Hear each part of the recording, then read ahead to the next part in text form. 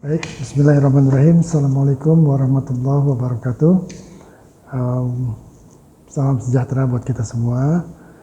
Pada sesi ke-8 dari mata ajaran manajemen risiko ini, maka saya akan mencoba memaparkan tentang risk control atau pengendalian risiko. Ya. Jadi, pengendalian risiko ini meliputi beberapa tahapan. Ya. Pertama adalah identifikasi dan analisis dari alternatif pengendalian yang dilakukan ya sesuai dengan hasil identifikasi dan analisis risiko pada tahapan sebelumnya. Lalu kemudian membuat rencana pengendalian dan implementasi daripada pengendalian yang akan dilakukan. Ya. Nah, pada pengendalian identifikasi dan alternatif pengendalian yang dilakukan, ya tentu saja alternatifnya adalah apa saja yang bisa kita lakukan untuk melakukan pengendalian dalam rangka menurunkan probabilitas dan juga menurunkan konsekuensi. Ya, jadi kita mau yang prioritas mana? Kita menurunkan probabilitas dulu atau menurunkan konsekuensi atau dua-duanya? Ya, yang baik sebenarnya adalah dua-duanya. Jadi menurunkan probabilitas itu dalam rangka prevention, kemudian menurunkan konsekuensi itu dalam rangka mitigasi. Ya. Jadi kalau kita lihat nanti di dalam diagram Bowtie itu ada yang menurunkan probabilitas itu adalah prevention, ya tentu saja dengan memasang barrier pada trait-trait yang ada, lalu kemudian juga mengendalikan escalation factors.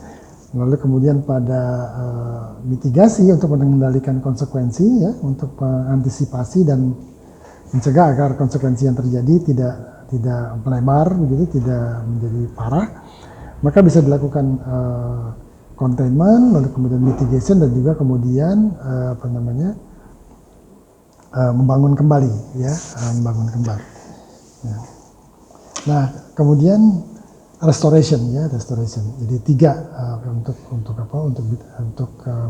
mengendalikan konsekuensi.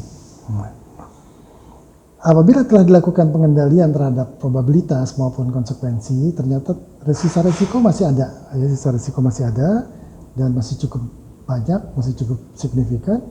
Maka masih ada 2 alternatif pengendalian yang bisa kita lakukan lagi. Pertama adalah melakukan transfer dari sisa risiko itu, ya, ke lembaga atau institusi ataupun kontraktor, ya, atau kemudian menghindari risiko yang ada ini, menghindari risiko yang ada, ya, itu dengan yang transfer itu bisa dilakukan dengan mengasuransikan sisa risiko tadi, dan kemudian menghindari itu dengan cara meng-hire atau mengontrak ke kontraktor, ya, untuk mengerjakan pekerjaan yang mencakup sisa risiko tadi. Ya. Apabila ini telah dilakukan, maka yang harus kita lakukan konsiderasi ataupun pertimbangan itu adalah tentu saja faktor cost and benefit, ya, cost and benefit. Mana yang paling programnya yang paling low cost tetapi mendatangkan benefit paling banyak, ya. Lalu kemudian inilah yang menjadi pertimbangan untuk kita melakukan seleksi pada alternatif pengendalian ini. Dan kemudian setelah kita seleksi, kemudian kita rekomendasikan mana option atau alternatif dari kontrol atau pengendalian ini yang paling efektif dan efisien. Ya. Lalu kemudian kita lakukan persiapan, planning, lalu kemudian lakukan implementasi daripada pengendalian risiko yang ada. Nah, inilah tahapan-tahapan di dalam pengendalian risiko yang mesti kita pahami. Nah, di dalam pengendalian risiko ini kita juga harus mempertimbangkan hierarchy of control yang ada di bidang safety, ya. Mulai dari engineering controlnya, administrative control, lalu kemudian training and promotion sampai kepada PPA ataupun alat pelindung diri, ya. Nah, itu semua hierarchy of control ini kita combine dengan bagaimana menurunkan probability secara engineering control, secara administratif, ya, kemudian secara safety promotion, secara safety promotion and education, kemudian dengan APD dan juga bagaimana juga dia bisa menurunkan konsekuensi gitu. Nah ini bisa digambarkan di dalam tabel ya, tabel dari risk control, dari hierarchy of control ini. Nah sementara yang penghindaran risiko tadi ya itu ada beberapa pemahaman yang bisa dilihat bahwa penghindaran risiko itu adalah keputusan untuk menghindari atau menolak risiko. Ya sebaiknya memperhatikan informasi yang tersedia dan biaya pengendalian risikonya. Jadi akan lebih besar kalau dikerjakan sendiri misalnya. Oleh karena itu barangkali nanti bisa yang kedua perlu pertimbangan kemungkinan kegagalan dari pengendalian risikonya. Yang ketiga adalah kemampuan sumber daya yang ada untuk pengendalian. Yang keempat, penghindaran risiko lebih menguntungkan dibandingkan dengan pengendalian risiko yang dilakukan sendiri. Tentu saja yang kelima adalah alokasi sumber daya yang tidak terganggu. Nah inilah pertimbangan-pertimbangan ketika kita melakukan penghindaran risiko dari sisa risiko yang ada setelah dilakukan kontrol terhadap probability dan konsekuensi. Baru kemudian setelah itu selain penghindaran juga ada transfer risiko ya. Tadi yang saya kemukakan transfer risiko dengan menggunakan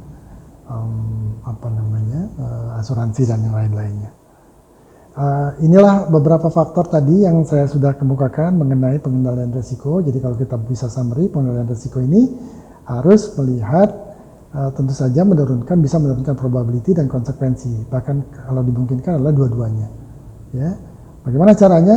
Kita lihat dengan menggunakan hierarchy of control ya, untuk menurunkan level daripada probability dan konsekuensinya. Kalau ini masih terjadi sisa risiko juga, maka dilakukan penghindaran dengan tadi beberapa ada 5 faktor yang menjadi pertimbangan. Di antaranya adalah soal cost benefit dan kemungkinan alokasi sumber daya yang lebih efektif kalau kita transfer dihindari dibandingkan dengan kita mengerjakan sendiri. Itu barangkali yang bisa saya sampaikan tentang pengendalian risiko ini, mudah-mudahan bisa dipahami dengan baik. Terima kasih atas perhatiannya. Billahi taufiq wal hidayah. Wassalamualaikum warahmatullahi wabarakatuh.